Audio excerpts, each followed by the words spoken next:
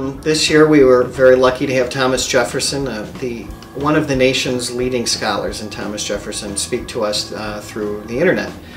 We tried to get him to come to our classroom, but his busy schedule didn't allow for that. But through iChat, we were able to get him to come in, or via the internet, and be able to correspond with the students. Students asked him questions live, and they were able to answer it. I think the students got a lot out of it. They were able to ask anything that was on their mind related to Lewis and Clark, which is part of our 5th grade curriculum.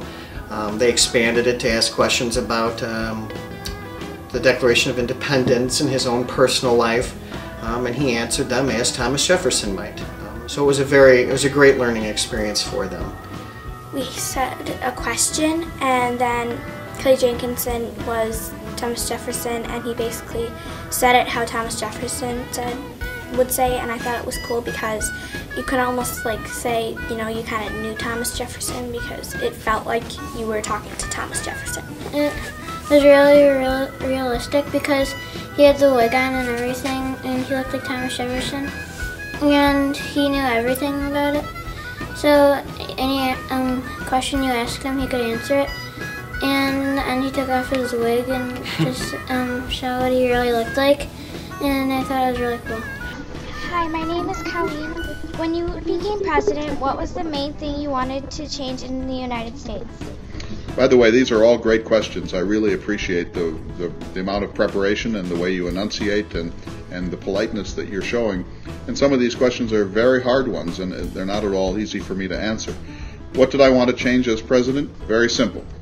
The first 2 presidents, George Washington and John Adams, were both friends of mine, but they both, may I say, behaved like kings quite a bit of the time.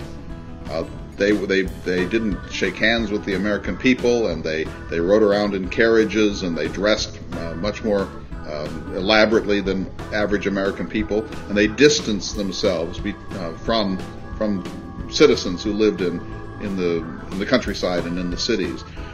In other words, they weren't really honoring the spirit of our revolution. I asked when you became president, what was the main thing you wanted to change?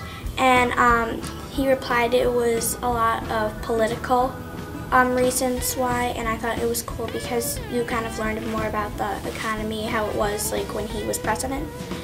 I asked, were you proud of Lewis and Clark when they came back, or did you expect more? And he wasn't surprised that they made it back alive, even though it was such a dangerous journey. And he was surprised that they brought back so many maps and so many finds that they found. And he was proud of them. Kids are naturally into technology, and while a presentation in class could have been done on a poster, because it's able to use the technology in a very effective way, the students get very much engaged into it.